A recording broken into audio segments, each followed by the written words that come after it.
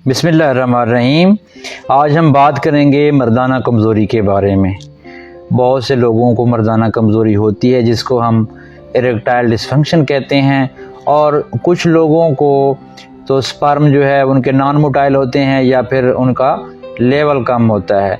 जो erectile dysfunction है या मर्दाना कमज़ोरी ज़्यादातर जो ब्लड फ्लो या जो खून की गर्दिश है, जब वो उज़्व ख़ास के पट्ठों को कम मिलती है तो उसकी वजह से पट्ठे कमज़ोर हो जाते हैं, जिसकी वजह से मर्दाना कमज़ोरी पैदा होती है।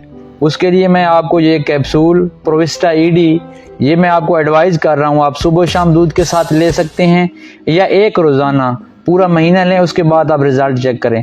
अल्हम्दुलिल्लाह आपका जो स्पर्म का लेवल है वो भी ठीक हो जाएगा, आपके जो पट्ठे कमज़ोर हैं वो भी ठीक हो जाएंगे। और मेरी रिक्वेस्ट है, जो लोग मोटापे का शिकार हैं और जिनका कोलेस्ट्रॉल लेवल ज़्यादा है, फिर देखिए उनको जो है वो अपना कोलेस्ट्रॉल लेवल कम करें।